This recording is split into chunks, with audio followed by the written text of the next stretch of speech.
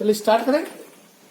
हाँ, एक प्रकार से कोरोना के बाद आपको ये भी सजा मिली कि आपको पढ़ने आना पड़ रहा है, पर चलता है। एक दो दिन के बाद आप भी नॉर्मल हो जाओगे। इससे बहुत दिन हुए किताबों से दूर रहे।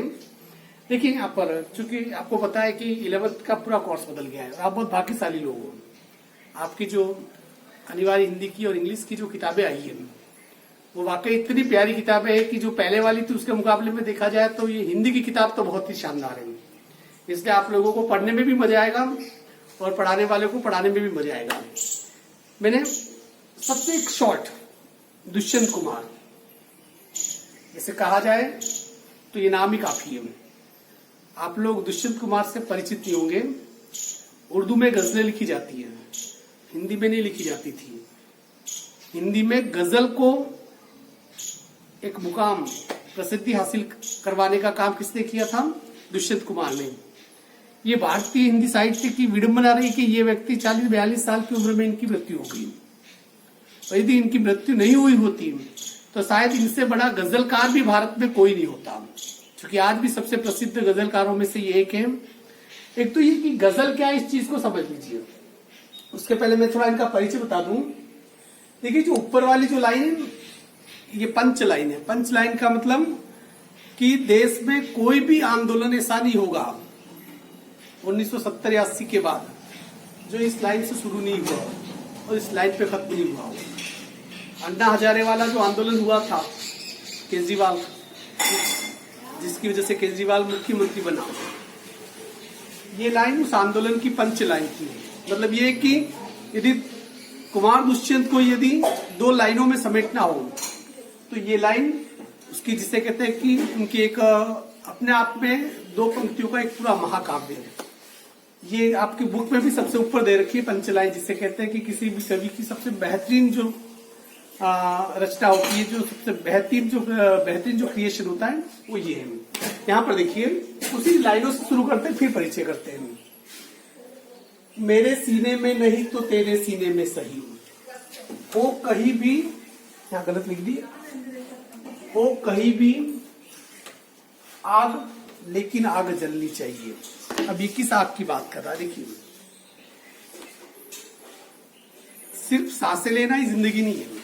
होता क्या एक्चुअल में, होता क्या? देखिए 130 करोड़ की इस मुल्क में, 130 करोड़ की आबादी में बहुत कम लोग ऐसे होते हैं जिन्हें हम कह सकते हैं कि वो जिंदा भी है। अब जैसे कि 130 करोड़ संख्या में तो बहुत सारे लोग हैं, पर मैक्सिमम लोग दबे कुचले लोग हैं, जिनकी आत्मा मार दी गई है, जिन्होंने अपनी आत्मा को दबा दिया, जिनका जमीर मर चुका है। वे लोग जो न तो गलत के खिलाफ बोल सकते हैं, न गलत का प्रतिकार कर सकते हैं, न अन्याय का विरोध कर सकते हैं। यहाँ पर जो कुमार दुष्यंत कह रहे हैं मेरे सीने में नहीं तो तेरे सीने में ही सही। अब जिस आग की बात कर रहा है, आग का मतलब आग एक सूचक की क्रांति का, कि इतना जो गलत हो रहा है उस गलत के लिए चाहे मेरे सीने में कोई आक्रोश पैदा हो या नहीं हो, पर तेरे सीने में होना चाहिए या किसी और के सीने में होना चाहिए। क्योंकि जरूरी नहीं है कि आक्रोश व्यक्त करने के लिए जो मनोदशा चाहिए, जो संवेदना चाहिए, जो फीलिंग्स चाहिए, जो एहसास चाहिए, वो हर किसी में नहीं होता है। तो यह कवि कह रहा है कि चाहे मेरे मन में आक्रोश इस व्यवस्था के खिलाफ पैदा हो या नहीं हो, पर तेरे मन में तो ये आक्रोश जरूर पैदा होना चाहिए। हो कहीं भी आग लेकिन आग जलनी चाहिए। अर्थात कि ये आग जलनी चाहिए, अर्थात कि जो आक्रोश अपनी चरम सीमा पे पहुंच जाता है तो एक विस्फोट होता है, और ये चाहे कहीं भी हो ये आग तो जलनी चाहिए। देखिए बहुत विरले लोग होते हैं जिनके मन में ये आग लगती है, जिनके सीने में सीने दहकते हैं। 22 साल की उम्र में भगत सिंह हंसते हंसते फांसी पर चढ़ गए। क्यों? क्योंकि वो आग उनके मन में लगी थी। 22 साल तो बहुत कम उम्र होती है, तुम्हारी जैसी उम्र होती है, इससे ज्यादा नहीं, कुछ थोड़ी 1-2 साल भले ज्यादा हो सकती है, परंतु ये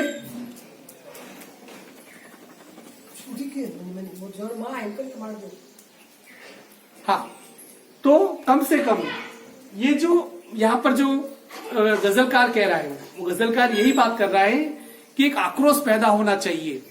जरूरी नहीं कि हर व्यक्ति के मन में पैदा हो, पर कुछ लोगों के मन में भी पैदा हुआ। क्योंकि देखिए चिंगारी तो सिर्फ बड़ी से बड़ी आग को जलाने के लिए एक चिंगारी चाहिए, चाहे वो भगत सिंह के रूप में फांसी के फंदे के रूप में जले, या चंद्रशेखर आजाद के रूप में, या फिर महात्मा गांधी की लाठी के रूप में।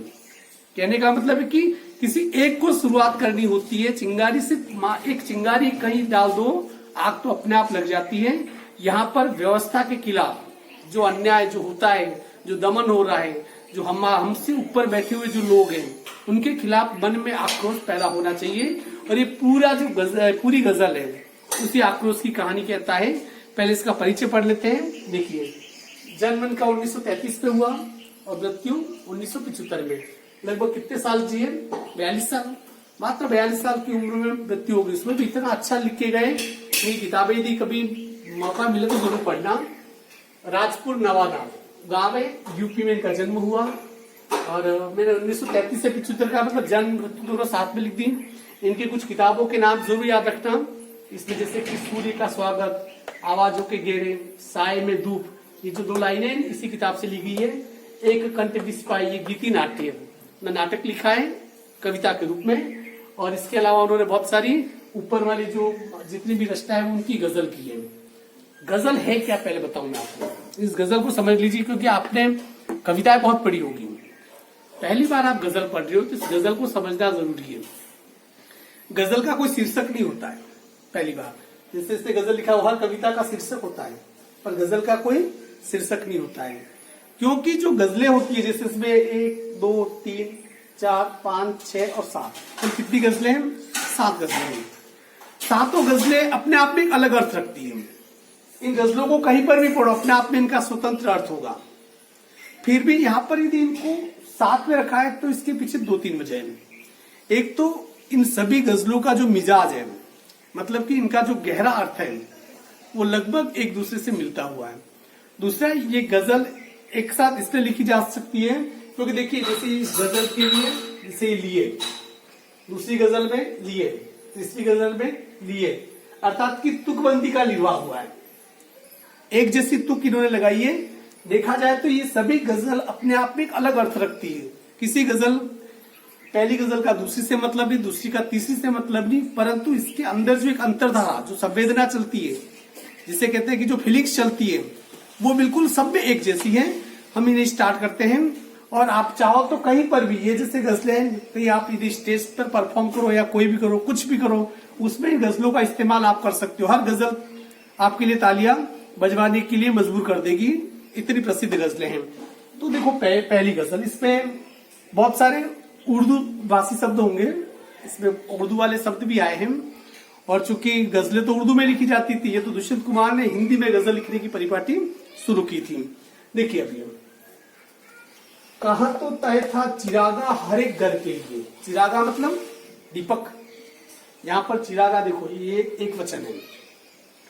कहा तो तय था चिरागा हर एक घर के लिए, कहा चिराग मयस्सर नहीं शहर के लिए। यहां चिराग बहुवचन में आया है। मयस्सर का मतलब होता है उपलब्ध होना। मयस्सर शब्द उर्दू शब्द है। शब्द क्या कह रहे, पहले उसे पकड़ लीजिए, फिर हम अर्थों पे जाएंगे इसके। कि कहा तो तय था चिरागा हर एक घर के लिए, कि एक समय तो ये तय किया था कि हर घर को रोशन करने के लिए एक दीपक मिलेगा। कहा चिराग मयस्सर नहीं शहर के लिए, परंतु पूरे शहर के लिए भी यहाँ कोई दीपक नहीं है। पहले तो ये तय किया था कि हर एक घर में एक दीपक मिलेगा, परंतु यहाँ तो पूरा का पूरा शहर अंधकार में डूबा हुआ है। पूरे शहर के लिए भी एक चिराग नहीं है, एक दीपक नहीं है। अब ये तो इसका शाब्दिक अर्थ हुआ, पर मूल अर्थ क्या बता दूं मैं आपको। 15 अगस्त 1947 की ठीक आधी रात को भारत के संसद भवन के सेंट्रल हॉल में यूनियन जैक, इंग्लैंड का झंडा नीचे उतारा था।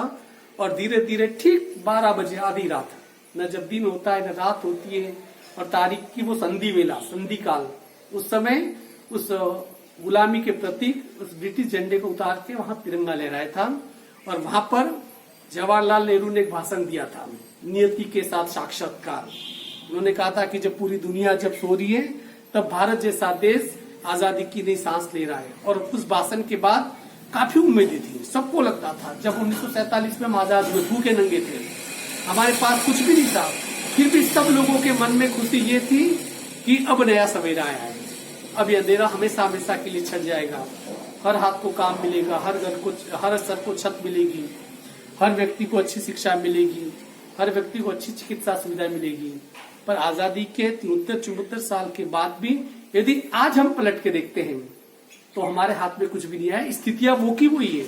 आज भी सबसे ज्यादा बेरोजगार हमारे यहाँ है, सबसे ज्यादा भिखारी भिखमंगे हमारे यहाँ है, सबसे ज्यादा बीमारी से मरने वालों की संख्या हमारे यहाँ पर है। अर्थात कि आजादी के समय तय था कि सबको सब कुछ मिलेगा, हर घर को एक दीपक मिलेगा। पर आजादी के 70 सालों के बाद, इतने सालों के बाद जाके हम देखते हैं तो हमें लगता है कि ये क्या हो गया, यहाँ पर तो कहीं कुछ भी नहीं है। हमारी उपलब्धियां बेशक हो सकती है, हमने बहुत सारी अचीवमेंट हासिल की, परंतु हर व्यक्ति को 2 वक्त का हम अच्छा खाना नहीं दे सके। आज भी ऐसे लाखों करोड़ों लोग हैं, ऐसे करोड़ों बच्चे हैं जो कि होटल ढाबों पे काम करते हैं। ऐसे लाखों बच्चे हैं जिन्हें ये पता नहीं कि आज खाना मिल गया तो अगला खाना उन्हें कब मिलेगा। तो उसी लाइनों को, उसी आक्रोश को कौन व्यक्त कर रहा है? निश्चित कुमार व्यक्त कर रहा है कि कहाँ तो तय था चिरागा हर एक घर के लिए, कहाँ चिराग मयस्सर नहीं शहर के लिए। आगे देखिए, ये भी बहुत ही प्रसिद्ध गजल है। यहाँ दरख्तों के साये में धूप लगती है, समझना इसे। यहाँ दरख्तों के साये में धूप लगती है, चलो यहाँ से चले और उम्र भर के लिए। यहाँ दरख्तों के साये में धूप लगती है। दरख्त मतलब वृक्ष। दरख्त किसे कहते हैं? उर्दू शब्द है वृक्ष। कि ये कह रहा है कि यहाँ वृक्षों की छाया में भी धूप लगती है। अब आप कहोगे ये तो बड़ी उल्टी बात ही की, कैसे हो सकता है? अब जब छाया है तो धूप कैसे हो सकती है? जब यदि धूप है तो फिर वृक्ष की छाया नहीं होगी। आपके दिमाग में चल रहा है, ये विरोधाभास है, पर हमारी व्यवस्था के ऊपर बहुत ही कटाक्ष है ये। जिस घने बरगद की पेड़ की छाया होती है और हमें लगता है कि हम आराम से बैठे भी हैं, पर हम थोड़ी देर के लिए भूल जाए कि उस बरगद के चारों तरफ पेड़ के ऊपर बहुत सारे विषधर, बहुत जहरीले सांप यदि लटक रहे हो तो वो छाया आपके लिए छाया रहेगी क्या? वहां तो आपकी सांस ही अटक जाएगी। यहाँ पर क्या कह रहा है कि दिखने में तो हमें लग रहा है कि यहाँ पर दरख्त है, हरियाली है, खुशियां है, प्रसन्नता है, सब ऊपर ऊपर लग रहा है। जैसे कहते हैं कि भारत ने बहुत ज्यादा विकास किया, हम चांद तक पहुंच गए। ये क्या है? ये हमें दिखने वाले वृक्षों की छाया दिखती है, परंतु देखा जाए तो उसके तले यदि देखा जाए तो सब धूप में झुलस रहे हैं। क्योंकि जो चाहिए था हमें जो जैसे कहते दूर के ढोल बहुत सुहाने लगते हैं, दूर से देखें तो पहाड़ बहुत हरे भरे लगते हैं, और जब पास में जाते तो लगता है कि यार ये तो कंटीली झाड़ियां है। यहाँ पर यही बात कर रहा है कि यहाँ दरख्तों के साये में धूप लगती है, कि जिस छाया के इंतजार में जिन वृक्ष के नीचे हम पहुंचते, दिखने में तो छाया जैसी है, परंतु उस छाया में भी आजकल क्या लगती है? धूप लगती है। मतलब जिसे हमने ऐशो आराम, जिसे हमने उपलब्धियां, जिसे अपनी शानो शौकत समझा था, वैसा कुछ भी नहीं है। चलो यहाँ से चले उम्र भर के लिए। कभी कह रहा है कि जहां पर जिन दरख्तों के साये में भी जब धूप लगती है तो इसी जगह ठहरने से कोई फायदा नहीं, चलो किसी और जगह अपनी उम्र बिताने के लिए हम निकल पड़े। जिसे कहते हैं कि मृग मरीचिका। रेगिस्तान में कोई यदि भटक जाता है तो देखता है कि अरे यार सामने 1 किलोमीटर आगे लहराती हुई झील नजर आती है, पानी नजर आता है, पानी का समुद्र नजर आता है, और वो व्यक्ति होता है दौड़ता है। जैसे 1 किलोमीटर तक जाता है तो वहां रेत के दौरे होते हैं, फिर वहां से नजर डालता है, देखता है कि यार सामने 1 किलोमीटर झील तो थोड़ी आगे है, वहां झील होती नहीं है। सिर्फ क्या होता है? हमारी नजरों का भ्रम होता है। यहाँ पर उसी भ्रम की बात कर रहा है कवि। यहाँ पर ना हो कमीज तो पावों से पेट ढक लेंगे। ठीक है, बहुत ही ऊंची बातें कही है। इसे समझने में आपको कई साल लगेंगे। इन लाइनों को मैं बताऊं, जब आप मैच्योर हो जाओगे 2, 4, 5 साल के बाद, 7, 8 साल के बाद, क्योंकि हर शब्द को समझने के लिए की उम्र चाहिए, एक सीमा चाहिए। ये बहुत कम उम्र में आपको मिला है, पर आप में से मोस्ट ऑफ लोग समझ भी सकते हैं। न हो कमीज तो पावों से पेट ढक लेके, ये लोग कितने मुनासिब है इस सफर के लिए। मुनासिब का मतलब उचित, या थोड़ा इमेज कीजिए। न हो कमीज तो पावों से पेट ढक लेंगे, मतलब पहनने के लिए हमारे पास यदि कपड़े नहीं है तो अपने जो उधड़ा हुआ जो बदन है, जो खुला बदन है, उस बदन को हम क्या करेंगे? दोनों पैरों से क्या करेंगे? उस बदन को ढक देंगे। परंतु आगे कवि कह रहा है ये लोग कितने मुनासिब है इस सफर के लिए। अर्थात कि जिन व्यक्ति के लिए पास पहनने के लिए कपड़े नहीं है, वो ये कहें कि अपने पावों से अपने पेट को ढक लेंगे, अपने बदन को ढक लेंगे। तो आप सोचिए कि ऐसे व्यक्ति जो अपने शरीर को छिपाने के लिए जिन्हें अपने पावों से ढकना पड़ रहा है, तो वो क्या सफर के आगे के सफर के लिए क्या चल सकेंगे? क्यों चल ही नहीं सकेंगे, क्योंकि उनके पैर क्या काम आ गए? शरीर को ढकने के लिए। तो क्या ऐसे लोग आगे के सफर के लिए मुनासिब है, उचित है। इस चीज को समझना कि तल पर कपड़े नहीं, पेट में निवाला नहीं, सर के ऊपर छत नहीं, न खाने के लिए कुछ, न पीने के लिए कुछ, न किसी के लिए कुछ भी नहीं। आप उन लोगों से उम्मीद करोगे कि चलो हम एक नया इंडिया बना देते हैं, एक शाइनिंग इंडिया बना देते हैं, तो ऐसा भारत अपने हिसाब से नहीं बन सकता। देखिए, हमें शाइनिंग इंडिया नहीं चाहिए, हमें बहुत ऊंची ऊंची उपलब्धियां नहीं चाहिए। हमें सिर्फ ये चाहिए कि व्यक्ति को ढकने के लिए तन पर कपड़े, क्योंकि हम लोग तो फिर भी बहुत सुखी है, पहनने के लिए टाइम पे कपड़े मिल जाते हैं। ऐसे लोग, ऐसे बहुत सारे भी लोग हैं जिन्हें पता ही नहीं होता है कि उन्होंने अपनी अंतिम ड्रेस कब खरीदी थी, जिन कपड़ों को अपन यूं ही फेंक देते हैं और जो अपने जो बिस्तर बनाते हैं उसके अंदर डाल देते हैं, सी देते हैं। ऐसे कपड़ों के लिए तो आधी दुनिया तरसती है। अर्थात कि ऐसे लोगों के साथ, भूखे नंगे लोगों के साथ यदि हम सोच भी नहीं सकते कि क्या हम आगे का ये सफर तय कर सकते हैं। हमने 73 सालों में ऐसे ही सफर तय किया है, आधा अधूरा सफर रहा है हमारा। आगे देखिए, खुदा नहीं न सही। क्या कह रहा है? खुदा का मतलब ईश्वर, खुदा नहीं न सही, आदमी का ख्वाब सही। समझना इसे। कवि कह रहा है कि यदि ईश्वर नहीं है तो न सही है, क्योंकि देखा किसने? ईश्वर। मूर्तियों को पूजा है हमने, हम मस्जिदों में अजाने की, हमने चर्च में जाके कैंडल जलाई है, मोमबत्तियां जलाई है, परंतु सच में रूबरू तो हमने कभी ईश्वर को देखा नहीं। यहां पर कवि नास्तिक नहीं है, पर वो क्या कह रहा है? खुदा नहीं ना सही।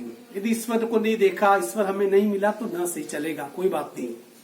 आदमी का ख्वाब सही, परंतु एक व्यक्ति जो ख्वाब देखता है उस ख्वाब को सही मान सकते। देखिए, आदमी उस दिन नहीं मरता है जिस दिन उसकी सांसें रुकती है। आदमी उस दिन मरता है जिस समय वो ख्वाब देखने की अपनी औकात भूल जाता है। यदि आप सोचिए थोड़ी देर के लिए, हमारे मन में कोई सपना ही नहीं हो, हमारे मन में कुछ भी सपना नहीं हो कि अभी इस समय को जी लें, बस कल क्या होगा देखा नहीं। शायद ऐसा इस धरती पे एक भी व्यक्ति नहीं मिलेगा जो ख्वाब नहीं देखता हो। यहाँ पर जो कवि कह रहा है कि वो ईश्वर जो हमें मिल नहीं सकता है, उससे बेहतर तो क्या है? एक आम इंसान के द्वारा ख्वाब देखना, सपने देखना। क्योंकि सपने हैं तो उम्मीदें हैं, और उम्मीदें हैं तो जिंदगी है, और जिंदगी है तो आने वाला कल है। कोई हसीन नजारा तो है नजर के लिए, अर्थात कि ईश्वर को मानो तो नहीं दिखता है, न मिलता है, उससे बेहतर तो ख्वाब है। और ख्वाब कम से कम इससे ये तो है कि जब हम सपने देखते हैं तो हमारी सपने में हसीन नजारे होते हैं। मतलब कि हमेशा ध्यान रखना, ख्वाब कोई बुरा नहीं देखता है। आप ख्वाब में कभी ये नहीं देखोगे कि मुझे 4 लोग मिलकर मार रहे हैं। आप ख्वाब में अच्छी चीजें देखोगे। जब रिजल्ट नहीं आया था तो आप भले 80% बनाए, पर आप ख्वाब आपका 90 का ही आया होगा। कभी आपने ये ख्वाब नहीं देखा होगा कि मैं फेल हो गया हूं। ख्वाब का मतलब ये होता है कि पॉजिटिव। तो यहाँ पर यहाँ जो कवि का मतलब है, उस ख्वाबों का मतलब ये है कि वे सपने जो जीने की हमें क्या करते हैं? नई राह दिखाते हैं। वे मुतमईन है कि पत्थर पिघल नहीं सकता। हाँ, मुतमईन का मतलब था आश्वस्त, उर्दू शब्द है ये 2-3 शब्द याद रखते, कुछ बाकी नहीं। वे मुतमईन है कि पत्थर पिघल नहीं सकता। वे मतलब जो इस व्यवस्था के खिलाफ है, जो इस हमारे सिस्टम के दोषी हैं। देखिए, सिस्टम को सड़ा गला बनाने के लिए चंद लोग, मुट्ठी भर लोग दोषी है। 1% लोगों ने पिछले 73 सालों से इस देश को मानसिक गुलाम बना रखा है। क्योंकि जितने बड़े फैसले होते हैं वो 1% लोग करते हैं। दुनिया की, हमारी भारत की जितनी संपत्ति है, 90% संपत्ति उन 1% लोगों के पास है। अर्थात कि आम व्यक्ति गरीब से गरीब होता गया, वो और ज्यादा से ज्यादा होते गए। कारण क्या है? क्योंकि इस पूरी व्यवस्था को उन्होंने क्या कर दिया है? अपनी कैद मुट्ठी में बांध रखा है उन्होंने। तो ऐसे लोग क्या सोचते हैं? वे मुतमईन है कि पत्थर पिघल नहीं सकता। ऐसे लोग आश्वस्त हैं कि पत्थर कभी पिघल नहीं सकता। वैसे देखा जाए तो पत्थर कभी पिघलता नहीं है, परंतु जब जब ज्वालामुखी फटता है और उसके अंदर से जब लावा निकलता है, लावा क्या है? पिघला हुआ पत्थर है, तब विश्वास होता है कि पत्थर भी पिघल सकता है। बस पिघलाने वाला चाहिए। हम में वो गर्माहट ही नहीं है कि पत्थर पिघल जाए। जिस दिन वो गर्माहट होगी पत्थर भी पिघलेगा। यहाँ पर कवि कह रहा है वे मुतमईन है कि पत्थर पिघल नहीं सकता, कि वे लोग आश्वस्त हैं कि पत्थर कभी पिघल नहीं सकता। मतलब ये कि जिस व्यवस्था, जो सड़ी गली व्यवस्था है, जो हमारा सिस्टम जो बिगड़ चुका है, उसको सुधारना ठीक उतना ही कठिन काम है जितना कि पत्थर को पिघलाना। और उन 1% लोगों को लगता है कि ये कभी हो ही नहीं सकता है, परंतु मैं बेकरार हूं आवाज में असर के लिए। बेकरार का मतलब बेचैन। कवि क्या कह रहा है गजलकार इसमें, परंतु मैं बेचैन हूं आवाज के असर के लिए। कवि कह रहा है कि हमारी आवाज में दम हुआ, हमारी आवाज में यदि असर हुआ तो पत्थर भी पिघल सकता है।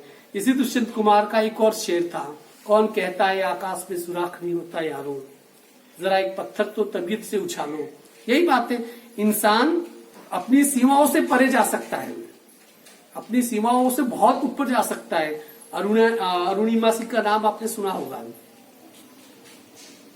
एक घटना घटी, उस घटना में हुआ क्या कि उसको ट्रेन से फेंक दिया गया, दूसरे ट्रैक से ट्रेन आ रही थी, उसके पैरों को काटते हुए निकल गई, रीढ़ की हड्डी स्पाइनल को डैमेज हो गई उसकी, और वो उस ट्रैक पे लेटी हुई थी। रात 12 बजे का समय था, वो गिन रही थी, 49 ट्रेनें गुजरी, पर कौन देखे वहां पर उस जंगल में, और देखा कि रेलवे ट्रैक के दोनों ट्रैक के बीच पड़ी हुई थी अनचाहे कुछ मेहमान, जो उसके मांस के लोथड़ों को नोच रहे थे, चूहे जो रेलवे ट्रैक पे होते हैं, वो नोच कर खाने लगे थे उसे। पर उसने उम्मीद नहीं छोड़ी, उसने कहा, उसे पता था कि ट्रेनें आ रही है जा रही है। जब सुबह हुई तो लोगों को पता चला कि यार ये तो जिंदा है अभी तक, उसे जिले के हॉस्पिटल में ले जाया गया। वहां पर देख रहे थे पैर कटे हुए थे, उन पैरों को काटना, मामूली अटके हुए थे, उन पैरों को काटना पड़ेगा, पर उनके पास बेहोश करने की दवा नहीं थी। तो अरुणिमा सिंह 12 घंटे जिंदगी और मौत से जूझने के बाद फिर वो बोली कि मैंने 12 घंटे तक इस दर्द को बर्दाश्त किया है, आपके पास बेहोशी की दवा नहीं है तो पैरों को काट दो बिना दवा के, और उसके पैरों को काट दिया गया। फिर बाद में पता चला कि वो तो वॉलीबॉल की नेशनल चैंपियन है। फिर उसे दिल्ली शिफ्ट किया गया। वहां जब होश आया 1 महीने के बाद, पूछा उससे किसी ने, डॉक्टर ने किसी ने पूछा, सबको ये लग रहा था कि जिंदगी में चल फिर नहीं पाएगी, स्पाइनल कॉर्ड की हड्डी डैमेज थी, चल फिर नहीं पाएगी, क्योंकि इसकी जिंदगी तो ऐसे खत्म हो गई। लोगों ने पूछा कि अब क्या करोगी, तो उसने कहा, अरुणिमा सिंह ने एक लाइन कही, अब एवरेस्ट फतेह करूंगी, और दुनिया की सबसे ऊंची 11 चोटियां हैं वो फतेह करूंगी। लोगों ने उसका मजाक उड़ाया। 4 महीने के बाद वहां से वो घर नहीं गई, सीधी गई बछेंद्री पाल के घर, जो पहली महिला थी जिसने एवरेस्ट को फतेह किया था, उसके पास गई। बछेंद्री पाल ने जब देखा पैर कटे हुए उसके, और वो प्लास्टिक की, एल्यूमिनियम की उसके पैर लगे हुए थे, बछेंद्री पाल ने एक बात कही, उसने कहा कि बेटा तूने तेरे मन का एवरेस्ट तो जीत लिया है, तू एवरेस्ट तो तू जीत चुकी है, अब दुनिया को समझाने के लिए तुझे वो एवरेस्ट जीतना बाकी है। मेरी नजर में तू एवरेस्ट जीत चुकी है, क्योंकि तेने इस कंडीशन में भी सोचा। और तब शुरू होता है उसकी ट्रेनिंग का दौर, और ट्रेनिंग उसकी शुरू होती है। इस पे चढ़ना, हम बिना पैरों के तो इस पहाड़ पे नहीं चढ़ सकते। उससे ट्रेनिंग शुरू हुई, और फिर एक दल में शामिल हुई, जो शेरपा उसे ले जा रहा था। उसे जब पता चला इसके तो एल्यूमिनियम के पैर है दोनों, और ज्यादा जोर लगाए तो यहाँ से खून निकलने लगते थे उसके, यहाँ से तो उसके पैर कटे हुए थे। शेरपा ने कहा मैं नहीं ले जा सकता ऐसे, एवरेस्ट पे कैसे चढ़ेगी बिना पैर के, तो उसने कहा कि मैं चढ़ूंगी यूं, और वो पहुंची वहां तक। और वहां तक एवरेस्ट सिर्फ 100 मीटर की दूरी पे था जब उसकी नजरों से, तब उसकी ऑक्सीजन खत्म हो रही थी। शेरपा ने कहा कि अगली बार मौका मिलेगा, अगली बार चढ़ना, तेरी ऑक्सीजन खत्म हो रही है, अरुणिमा मर जाएगी तू यहाँ पर। उसने कहा कि जिंदगी अगला मौका नहीं देगी, मैं जाऊंगी। और वो वहां गई, शेरपा उसके साथ गया। ऑक्सीजन का लेवल लगभग 0 पे आने वाला था। तब उसने कहा उस व्यक्ति से, मेरा वीडियो बनाओ यूं। शेरपा ने कहा अरुणिमा तो पागल हो चुकी है, तू मर जाएगी यहाँ पर। उसने कहा नहीं, वीडियो बनाओ, मैं याद लेके जाऊंगी। उसका वीडियो बनाया। फिर वो जब उतरने वाली थी उस समय उसका ऑक्सीजन 0 पे आ गया, वहां का तापमान माइनस में था, एवरेस्ट बहुत ज्यादा नीचे उतरना था, और ऑक्सीजन खत्म हो गया था। उसकी सांसें रुकने लगी थी, चेहरा शरीर ढीला पड़ने लगा था। परंतु उधर से जो 2 पर्वतारोही आ रहे थे, और उसमें मौसम खराब हो चुका था, वो उसके नसीब में वो आ रहे थे पर ऊपर नहीं चढ़ पा रहे थे। उनके पास एक ऑक्सीजन की बोतल थी, और अरुणिमा सिंह ने सोचा कि यदि मुझे मारना होता तो भगवान ने मुझे रेलवे ट्रैक पे मार दिया होता, परंतु वो जिंदा रही। वो ऑक्सीजन की बोतल उससे ली और वापस नीचे उतरी, और दुनिया की सभी सबसे ऊंची चोटियों पर बिना पैर वाली वो अरुणिमा सिंह फतेह हासिल कर चुकी है। तो प्रयास होना चाहिए हमारी तरफ से। तो कहते हैं पत्थर यदि जाओगे कहां तक जाएगी, क्योंकि हम पत्थर मारेंगे तो तो थोड़ी ऊंचाई तक जाता है। वो गलती उस पत्थर की नहीं है, वो तो हमारी हाथों में ताकत नहीं है। कोई इतना बलशाली व्यक्ति और जोर से यदि पत्थर मारे तो इस आसमान को पार करके निकल सकता है। बस यहाँ पर सबसे बड़ा सवाल है कि हम प्रयास कितना करते हैं। आगे देखिए, तेरा निजाम है सिल दे जुबान शायर की। निजाम मतलब इसका राज होता है, ठीक है। तेरा निजाम है सिल दे जुबान शायर की, तो तुम्हारा राज है तुम। और यदि बेशायर कभी कुछ भी बोलेगा, शायर का मतलब जो शायरी लिखता है, कभी कुछ भी बोलेगा, तो राज तुम्हारा है। तो तुम क्या करोगे? हमारी जुबान को सिल दोगे, मतलब हमारे मुंह पे ताले लगा दोगे। जो कलम व्यवस्था के खिलाफ चलती है उस कलम को तुम तोड़ डालोगे। ये एहतियात जरूर है इस बहर के लिए। बहर का मतलब छंद, जो कविता लिखते हैं ना, इसलिए कवि कह रहा है इसलिए लिखते समय, कविता लिखते समय थोड़ी एहतियात का मतलब सावधानी जरूरी है। क्योंकि कई बार क्या होता है कि डर डर के लिखना पड़ता है। जहां अभिव्यक्ति की आजादी खतरे में हो वहां पर आप लिख नहीं सकते। जब मुगल साम्राज्य यहाँ पर हुआ करता था तो आप तो कुछ लिख ही नहीं सकते थे। ये तो ठीक है, आजादी के बारे में, अभिव्यक्ति की आजादी मिली है कि हम देश के प्राइम मिनिस्टर को भी गाली दे देते हैं। आज तो इतना माहौल खुला हुआ है, अभी हम स्वतंत्र हैं। मेरे जैसा छोटा सा व्यक्ति भी फेसबुक पे आके कोई भी वीडियो बना के डाल देता है। अब डर नहीं लगता है, क्योंकि आज वो हालात नहीं है, परंतु ये हालात कभी रहे थे। जिए तो अपने बगीचे में गुलमोहर के तले में। गुलमोहर प्रतीक है आशावादी का काम, बी पॉजिटिव, मतलब ये कि बेहतर से बेहतर। कवि क्या कह रहा है? जिए तो अपने बगीचे में गुलमोहर के तरह। यदि जीना है तो खुशियां अपनी होनी चाहिए तो ही जिंदगी जीने का मजा आएगा। आप एक टापरे में, एक झोपड़ी में पड़े हुए और आपके घर के सामने एक महल खड़ा, करोड़पति है, वो बहुत खुश है। उसको देख के क्या आप खुश हो सकते हो? नहीं हो सकते हो। वो खुशी उसकी अपनी खुशी है। मेरी खुशी जब मुझे मिलेगी तभी मैं खुश हो सकता हूँ। तो यह कवि कह रहा है जिए तो अपने बगीचे में गुलमोहर के तरह। उदास की खुशियों से हम नहीं जिएंगे तो अपने हिसाब से अपनी जगह पर। गुलमोहर का एक पेड़ होता है जिसपे लाल लाल फूल लगते हैं, और जब अपने पूरे यौवन के साथ वो खिलता है तो उसकी सुंदरता देखने लायक होती है। तो कह रहा है कि जिएंगे तो अपने गुलमोहर के पेड़ के तले प्रसन्नता से, आराम से, अपने हिस्से की खुशी छोटी से ही, पर वो खुशी कम से कम अपनी तो होगी, उधार की तो नहीं होगी। उधार की खुशियों से कभी भी आप प्रसन्न नहीं रह सकते। हमारी छोटी सी खुशी के साथ हम जिएंगे।